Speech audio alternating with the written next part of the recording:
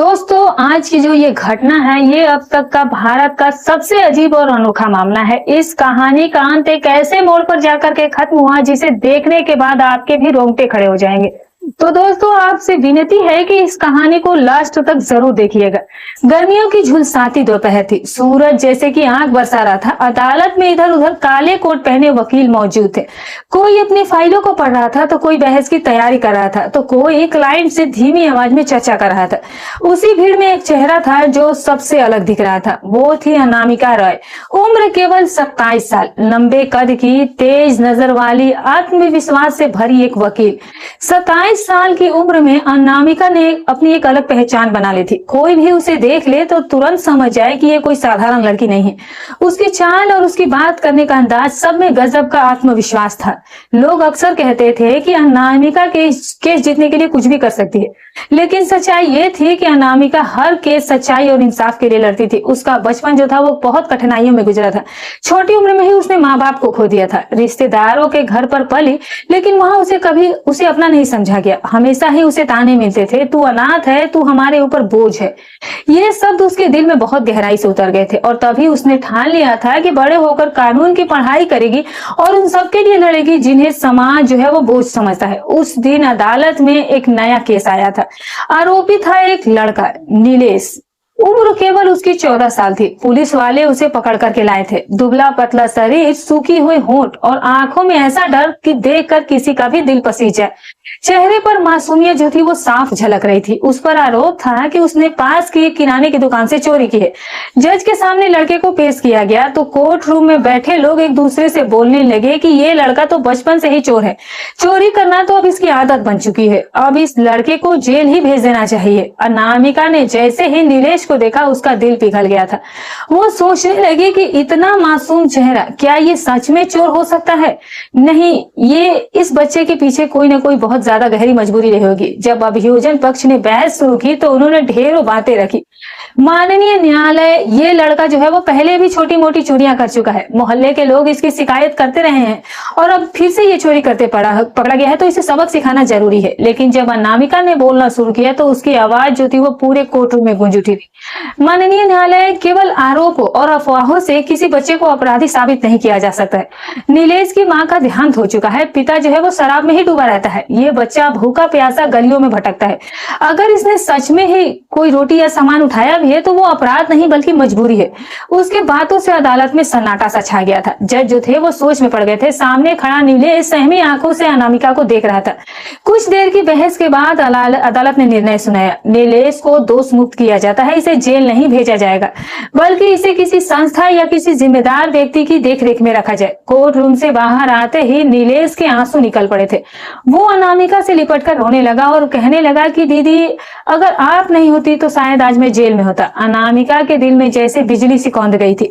उसे अपना बचपन याद आ गया था, वही अकेलापन, वही बेबसी। वो सोचने लगी, अगर इसे संस्था में भेजा गया तो फिर से ये अकेला हो जाएगा और फिर से ये उसी दर्द में डूब जाएगा। तो क्यों ना मैं ही इसे अपने पास, अपने साथ, अपने घर में रख लूं। अगले दिन अनामिका ने अदालत में आवेदन दिया कि नीलेश को उसकी देखरेख में उसके घर में रहने दिया जाए। कोर्ट ने उसकी बात मान ली और नीलेश को अनामिका के साथ रहने की अनुमति मिल गई। इस तरह से नीलेश अनामिका के घर आ गया।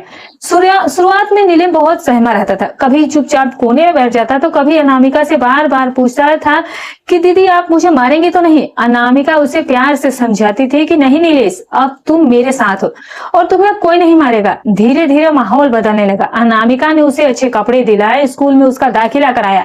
रात को उसे वो कहानियां सुनाती और कहती कि तू अब अकेला नहीं है और अब मैं तुम्हारे साथ हूँ। दिन जो थे वो गुजरते गए। नीलेश के चेहरे पर आत्मविश्वास जो था वो लौटने लगा। उसकी आंखों में चमक सी आ गई थी। स्कूल में वो पढ़ाई में भी अच्छा करने लगा। टीचर भी हैरान थे कि इतना सहमा हुआ बच्चा अब इतना बदल कैसे गया। लेकिन मोहल्ले के लोगों की नजरें जो थी वो बदलने लगी। वो आपस में बातें करने लगे, एक जवान और अविवाहित औरत और घर में 14 साल का लड़का रखे हुए है, कुछ तो गड़बड़ है। पता नहीं आगे इसका अंजाम क्या होगा। अनामिका ऐसे तानों को नजरअंदाज करने की कोशिश करती थी, लेकिन रात को बिस्तर पर लेटकर सोचती कि क्या सच में मैंने कोई गलती कर दी है? क्या लोग मेरे बारे में गलत सोच रहे हैं? नीलेश भी अब अनामिका को सिर्फ दीदी नहीं मानता था। उसके दिल में एक अजीब सा लगाव पनपने लगा था। कभी अनामिका उसके लिए खाना बनाती तो वो सोचता कि काश ये पल कभी खत्म ना हो। एक दिन स्कूल में बच्चों ने उसका मजाक उड़ाया, तेरे माँ बाप नहीं है, तू किसी वकील दीदी के घर पर पल रहा है। नीलेश रोता हुआ घर आया और अनामिका से लिपट गया कि दीदी सब मुझे चिढ़ाते हैं, कहते हैं कि मेरा कोई नहीं है। अनामिका ने उसका सिर सहलाया, अब मैं ही तेरे लिए सब कुछ हूँ, तुझे किसी किसी चीज की कमी मैं महसूस नहीं होने दूंगी। उस पल उनके बीच एक ऐसा रास्ता जन्म ले रहा था जिसे नाम देना आसान नहीं था। समाज की दीवारें ऊंची थी, लेकिन दिल की भावनाएं उन दीवारों को धीरे धीरे चीर रही थी। दिन जो थे वो बीतते गए। नीलेश का आत्मविश्वास बढ़ता चला गया, स्कूल में अच्छे अंक लाने लगा, टीचर उसकी तारीफ करने लगे। अनामिका का जीवन भी अब नीलेश के बिना अधूरा सा लगने लगा था। सुबह उठकर उसका नाश्ता बनाना, शाम को होमवर्क करवाना, रात को उसके सिर पर हाथ फेरना, ये सब अब उसकी आदत बन चुकी थी। लेकिन मोहल्ले वाले अब सीधे ताने देने लगे थे, एक अविवाहित औरत और नाबालिग लड़का, ये रिश्ता कहाँ तक सही है। अनामिका बाहर से तो मजबूत दिखती थी, लेकिन भीतर ही भीतर उसका दिल भी अब डगमगाने लगा था। वो जानती थी कि ये रिश्ता अब केवल दीदी और भाई तक सीमित नहीं रहा था, कुछ बल्कि और ही बन गया था, कुछ गहरा, कुछ बहुत गहरा। मोहल्ले के ताने अब और ज्यादा तेज हो गए थे। पड़ोस की औरतें अनामिका के घर के पास खड़ी होकर आपस में धीमी आवाज में बातें करती कि देखा है ना, वो वकील औरत अपने घर में 14 साल के लड़के को रखती है, कुछ न कुछ तो गड़बड़ है। तो कभी सामने वाले अंकल धीमी आवाज में बच्चों को समझाते कि उस घर के पास मत जाया करो, वहां जाना ठीक नहीं है। अनामिका कोशिश करती कि इन बातों को अनसुना करे, लेकिन इंसान आखिर इंसान ही है। रात को जब वो अकेली बैठती तो ये शब्दों की गूंज इसके कानों में बार बार सुनाई देती थी। धीरे धीरे ऐसे ही 2 साल बीत गए। नीलेश अब 16वें साल में कदम रख रहा था, कद जो था वो बढ़ चुका था, चेहरा भी धीरे धीरे किशोर से अब जवानी की तरह बढ़ने लगा था, लेकिन दिल अभी भी वही मासूम था। वो हर छोटी बात पर अनामिका से राय लेता, दीदी ये सब ठीक है क्या? दीदी आज टीचर ने मेरी तारीफ की, आपको बताऊं दीदी मैं बड़ा होकर के आपके जैसा वकील बनना चाहता हूँ। अनामिका मुस्कुराती और सोचती कि काश ये बच्चा हमेशा यूं ही मेरे ही पास रहे, पर साथ ही उसके दिल में डर भी पनप रहा था। लोग जो थे वो सही कह रहे हैं क्या? कहीं मैं इस मासूम को मुसीबत में तो नहीं डाल रही? एक दिन स्कूल में कुछ लड़कों ने नीलेश का खूब मजाक उड़ाया कि तेरे माँ बाप नहीं है, तू किसी वकील औरत के घर रहकर मजे कर रहा है। सुना है कि वो तुझे अपने बेटे की तरह नहीं बल्कि और किसी तरह से रखती है। ये शब्द नीलेश के दिल पर चोट कर गए थे। वो गुस्से में उन लड़कों से लड़ बैठा था। स्कूल के प्रिंसिपल से शिकायत की और अनामिका को बुलाया गया। प्रिंसिपल ने सख्त लहजे में कहा कि मैडम, बच्चे की पढ़ाई तो ठीक है, लेकिन मोहल्ले की बातें अब स्कूल तक भी पहुंच गई हैं। ऐसे माहौल में पढ़ाई जो है वो मुश्किल हो जाएगी। अनामिका का चेहरा जो था वो उतर जाता है। वो समझ गई थी अब समाज की नजर से बच पाना आसान नहीं होगा। उस रात अनामिका नीलेश के पास गई और कही कि क्या हुआ, तू इतना उदास क्यों है? नीलेश की आंखें जो थी वो भर आई। दीदी सब लोग मेरा मजाक उड़ाते हैं, कहते हैं कि हमारा रिश्ता जो है वो ठीक नहीं है, लेकिन मुझे कोई परवाह नहीं है। मैं जानता हूँ कि आप मेरे लिए कितनी अच्छी हैं। मैं आपसे दूर नहीं होना चाहता हूँ। अनामिका का दिल जो था वो पिघल जाता है। उसने नीलेश को गले से लगा लिया। उस पल दोनों ने महसूस किया कि उनका रिश्ता जो है वो समाज की सोच से कहीं बड़ा है। कुछ हफ्तों बाद मोहल्ले में बातें और बढ़ गई, यहाँ तक कि एक दिन पुलिस भी घर आ गई। किसी ने शिकायत कर दी थी। पुलिस ने पूछताछ की, लेकिन अनामिका ने कानूनी भाषा में सब कुछ साफ कर दिया था। उसके बाद वो देर रात अकेली बैठी सोचती रही कि जब तक इस रिश्ते को नाम नहीं मिलेगा, लोग जो है वो यूं ही उंगलियां उठाते रहेंगे। नीलेश की भी जिंदगी बर्बाद हो जाएगी, तो क्यों ना इसे एक नाम दिया जाए।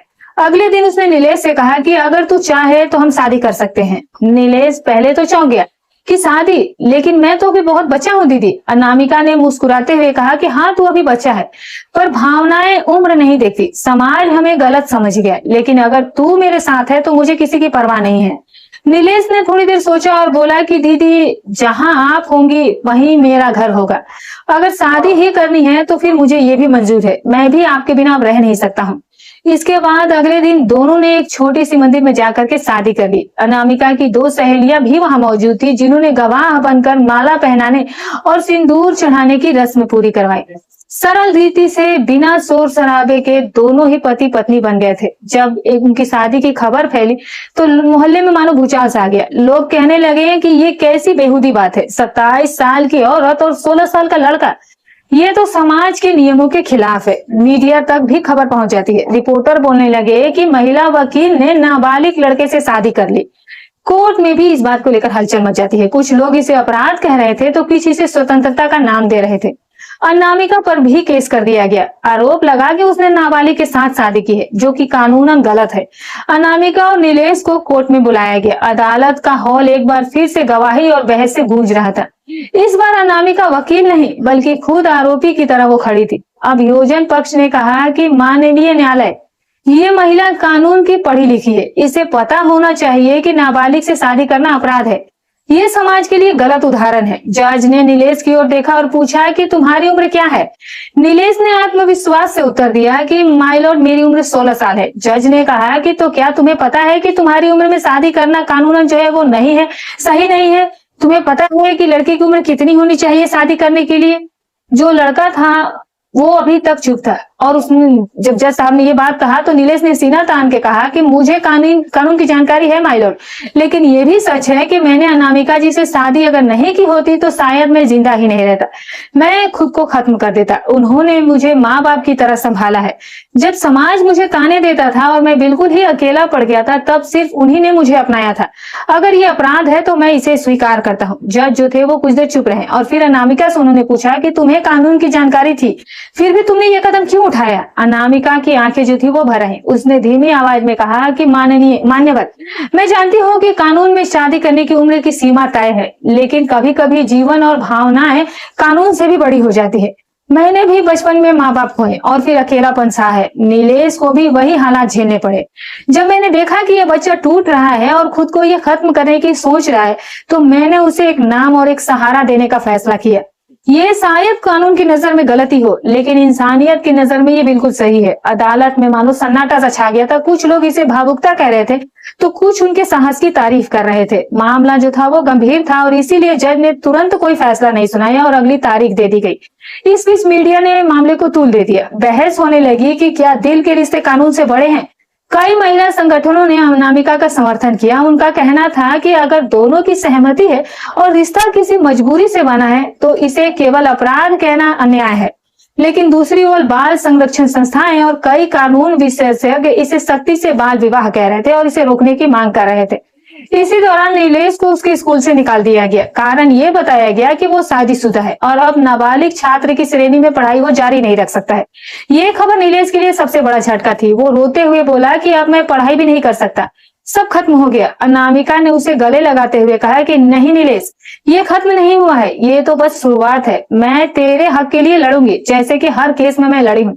अगले ही दिन अनामिका ने हाई कोर्ट में याचिका दायर की। उसने तर्क दिया कि कानून का मकसद बच्चों का शोषण रोकना है, लेकिन इस मामले में कोई शोषण नहीं हुआ, बल्कि एक जीवन को बचाया गया है। अगर कानून इंसान की भावनाओं और जीवन की रक्षा करने में असमर्थ हो तो उसे मानवीय दृष्टि से भी देखा जाना चाहिए। कोर्ट ने मामले की गंभीरता को देखते हुए आदेश दिया कि नीलेश की पढ़ाई पर लगा प्रतिबंध जो है वो हटाया जाए और उसे शिक्षा जारी रखने दी जाए। ये अनामिका की पहली जीत थी। समाज का नजरिया जो था वो अब धीरे धीरे बदलने लगा। लोग कहने लगे कि शायद अनामिका ने गलत नहीं किया, उसने तो एक अनाथ की जिंदगी बचाई है। नीलेश की पढ़ाई जो थी वो फिर से शुरू हो गई। साल गुजरते गए और नीलेश अब 18 साल का हो गया था। उस दिन अनामिका ने उसकी आंखों में देखते हुए कहा कि अब हमारा रिश्ता जो है वो कानून के हिसाब से भी वैध है। नीलेश मुस्कुराया और बोला कि हमारा रिश्ता तो उसी दिन वैध हो गया था जिस दिन आपने मेरा हाथ थामा था। समाज जो कभी उन्हें गालियां देता था अब उन्हें धीरे धीरे सम्मान देने लगा था। लंबी सुनवाई के बाद अदालत ने कहा कि शादी के समय कानून का उल्लंघन हुआ था, लेकिन परिस्थितियों और दोनों की सहमति को देखते हुए अब ये रिश्ता जो है वो मान्य माना जाता है। अनामिका ने नीलेश का हाथ कसकर थाम लिया। उसकी आंखों में संतोष था कि जिस बच्चे को उसने तानों और दर्द से बचाया था आज वही आत्मनिर्भर और सफल बन रहा है। इसके बाद नीलेश ने वकालत की पढ़ाई पूरी की और फिर डिग्री हासिल की। एक दिन अदालत के बाहर एक न्यूज रिपोर्टर से बातचीत के दौरान नीलेश ने कहा कि आज मैं यहाँ तक पहुंच पाया हूँ, इसका पूरा क्रेडिट सिर्फ और सिर्फ अनामिका जी को जाता है और अब मैं अनामिका के साथ मिलकर हर उस बच्चे का केस लड़ूंगा जिसे समाज और हालात ने अकेला छोड़ दिया है। वो दिन अनामिका और नीलेश की जिंदगी की सबसे बड़ी जीत थी, ना सिर्फ कानून की नजर में बल्कि दिल की भी नजर में। उनकी कहानी ये साबित कर चुकी थी कि प्यार और अपनापन उम्र और कानून और समाज की सीमाओं से कहीं बढ़कर होता है। इस तरह से वो रिश्ता जिसे कभी अपराध कहा गया था आज वो प्रेरणा बन गया था। तो दोस्तों, ये अनामिका अमिलेश की अनोखी कहानी यही समाप्त होती है। अगर आपको ये कहानी पसंद आई है तो इसे लाइक जरूर करिएगा और दूसरों के साथ शेयर भी कीजिएगा ताकि ये प्रेरणा औरों तक पहुंचे। ऐसे ही और रोचक और दिल छू लेने वाली सच्ची अच्छी और रोचक कहानियों के लिए हमारे चैनल को सब्सक्राइब करना ना भूलिए। अगर वीडियो अच्छी लगी हो तो एक लाइक कर दीजिएगा और आप हमारी वीडियो कहाँ से देख रहे हैं कमेंट करके जरूर बताइएगा। तो फिर मिलूंगी आपसे एक और नई अच्छी सच्ची रोचक कहानी के साथ। आपने वीडियो को अंत तक देखा, आपका इसके लिए तहे दिल से शुक्रिया। तो फिर मिलूंगी कल एक और नई कहानी के साथ। तब तक अपना और अपनों का ख्याल रखें।